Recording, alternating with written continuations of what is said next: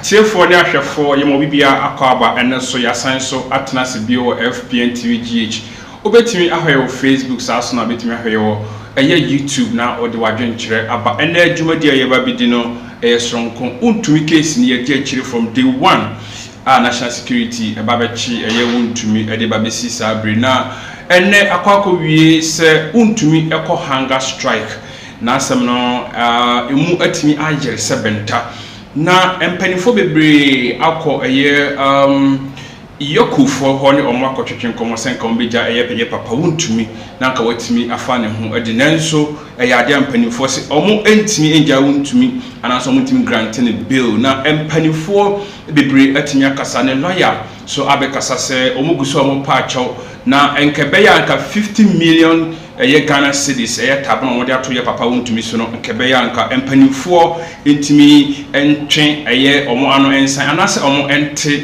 eso enfama omo se de be omo betimi enya properties a ebeso sa tabon no na nka omo atimi dia be release ana beyi wontumi afeye yokofo nanso yokofo se enya dia omo ebeti ase sorry ana me toa me nsem no eso no obi wo ho a onim wontumi yie ana after said case we ebesi na oti wontumi edin producer yenkohwe wontumi ni video bi emra ebra na MPP for ewo power na wontumi nani eje ne ho na Ghana ha o mani panya so yenkohwe ni video no ebi emra sesia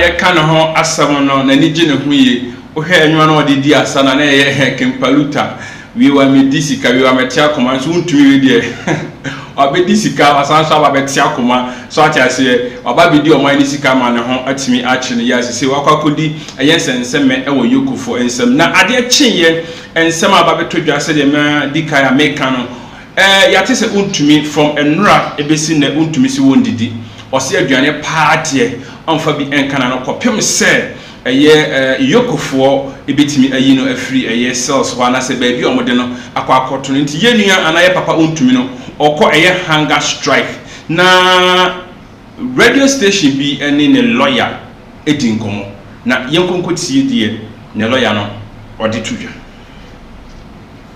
the question is also on the DPM from that time also he says that the current investigation is running concurrently with other state institutions and international bodies because suspect Wontumi is under second strand of investigation, which is part of a larger international organized crime scene.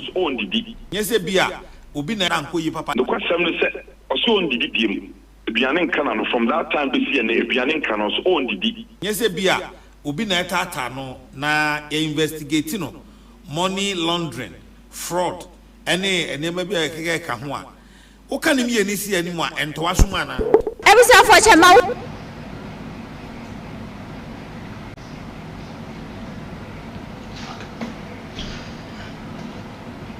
we ne de wona na obe wontumi adotafo ne wona ebe no ede ba betudwa se ya papa wontumi wosese ode aduane pa be kana no obedidi pa de omoboa oko hunger strike ekopem se empanifo ana yokofo betimi ayino edina afri cells ho a omode no akoto na enora na deputy attorney general edin sensem begu ni page ewo Facebook ana se abefo fidententan no so a na wo ka de ntia ana se charge a yokofo a charge wontumi na odin semi ba betudwa na after that and untumi lawyer so eba bonten se oba be yi nsembia no esan se yen charge untumi for fraud and as money laundry but the papa attorney general deputy ediba betudwa ne se ya charge untumi for money laundry and fraud yen konko tie the lawyer no ediba betudwa ene ekwan a omo befa so a omo beboa na yetima release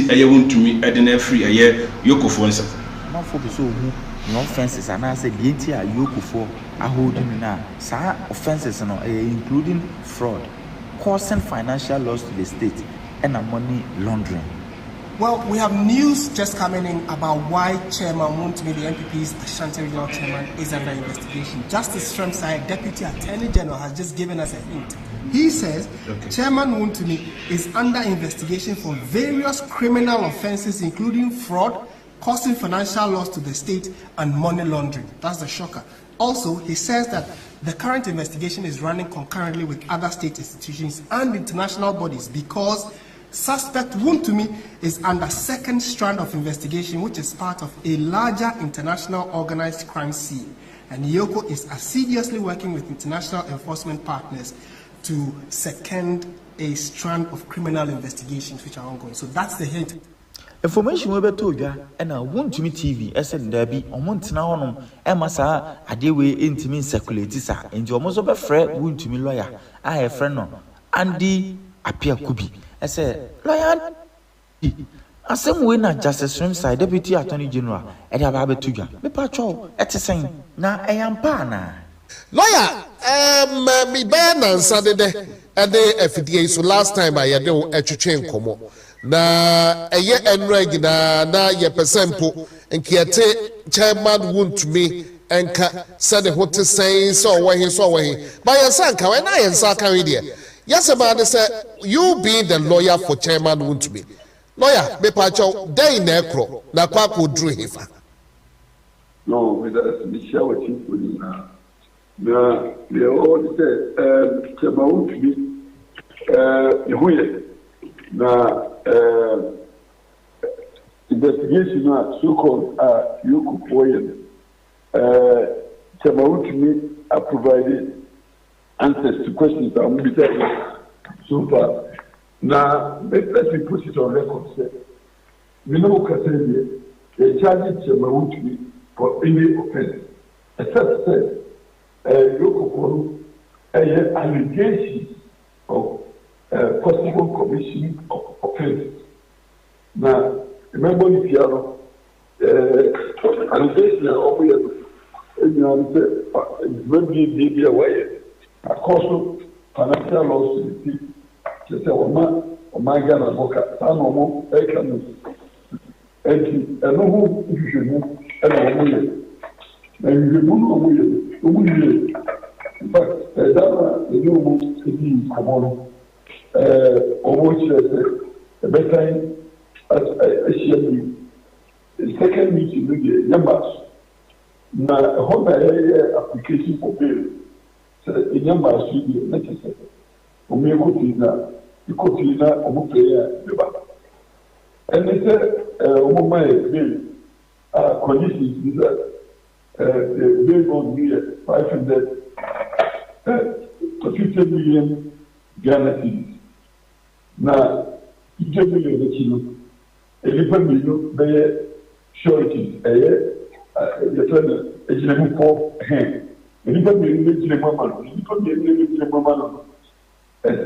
Justification, justification, I said, the Padilla, the men said, become I intuition. Abba. It is alone, the General over the Padia, that's all 50 million guarantees. It's a no more. You between us, so far, Yai, and Falcoy. Now, a Bebuno, never knew, and I walk. I couldn't say, Yubinia, Sir, she said, Jacob. But I couldn't say, so I see a court. Now I could be a court say. I didn't obey yeah, a debate to your lawyer, a year appear kubi.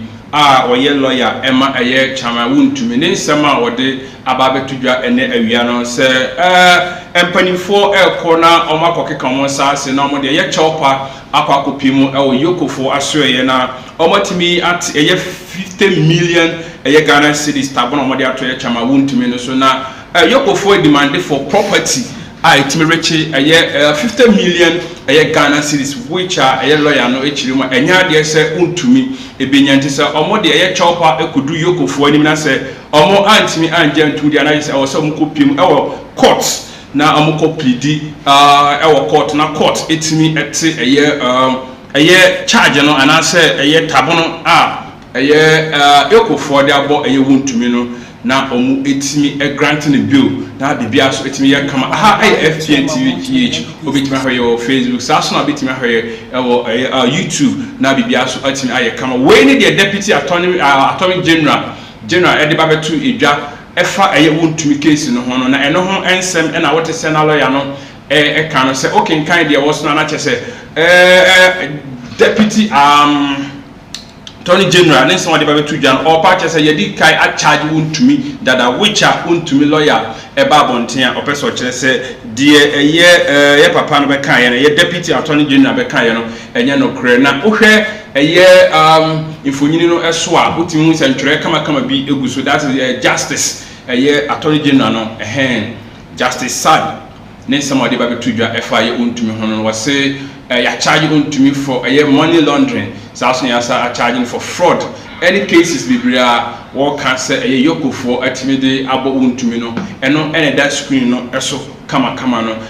Now after sense me never to jana Wontumi TV any Wontumi lawyer edi sankomo wiye no ena yebusa say so Wontumi ne yere ewo Ghana ha ne ma ewo Ghana ha na busuampo ewo Ghana ha na esan say asem ne si ye ne nte say ne busuani bi kasa say ne yere anasa even though ne mampo we na ensantrofo a wo enkan emonten so ebo pini ni nua ene no fasefo a omo ewo yoku efo aso ha omo ehwe se yebetimi agrante Wontumi bill na yenkonkotie de Wontumi ni nua ketwa baako ode atudwa Wontumi ni family ni nua no mo okay so mati se no ye chama Wontumi ni brother any sister. Okay. So what was the situation in the mobile?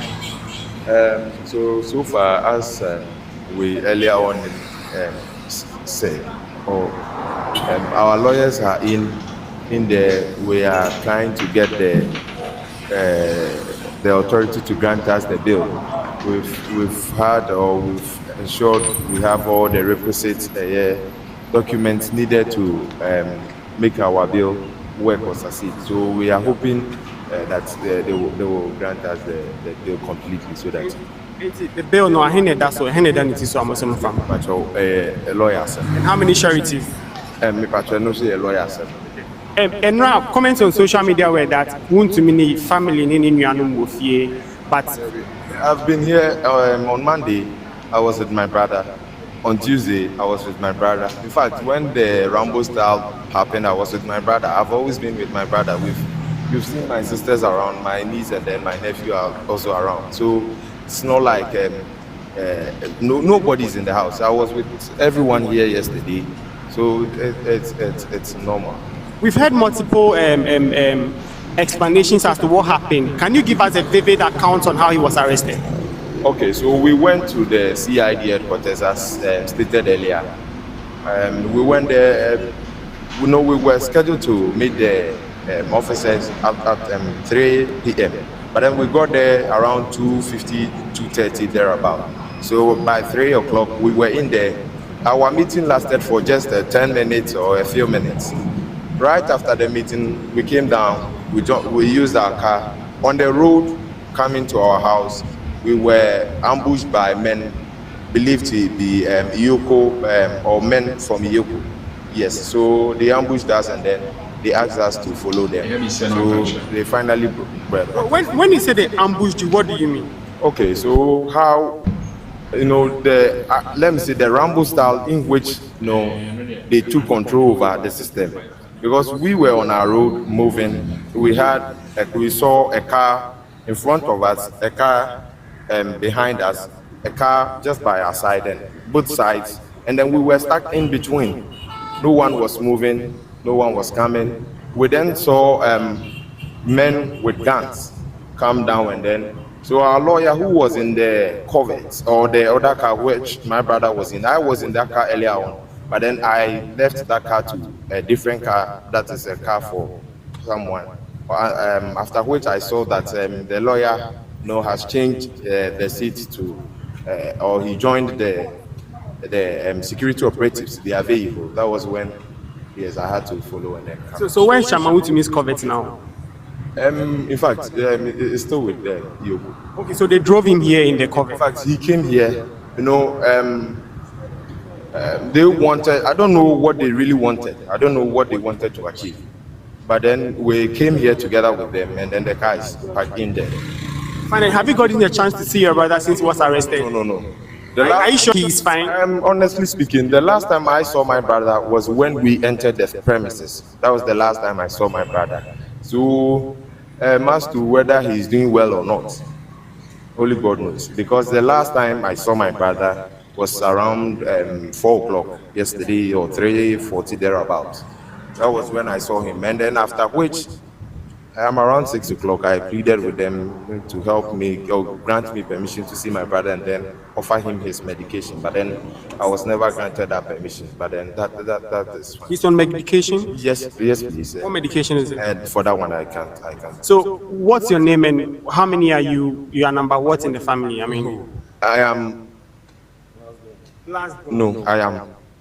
What do you mean by that? No, there is no need talking about that one. I am David Entry. Okay. How is Chairman Wontumi's wife and the kids doing? How are they doing? How are they taking this? No, they are surely going to be traumatized. There is no way you are not going to be traumatized if that is your father, that is your brother. In fact, we have our dad still around, and at his age, looking at what is going on, I don't think it's the best. You know, you could have just written a letter to him, and then I'm sure he would have been here, whether by all means, no, but then to just ambush him on the road, no, that is a no. We are not building a country where it becomes unsafe for Ghanaians, ordinary Ghanaians, to move around. I don't think that is what we want to see. Bema etimi ede tudwa abransan twerefo bi etwe ben no na omubisa no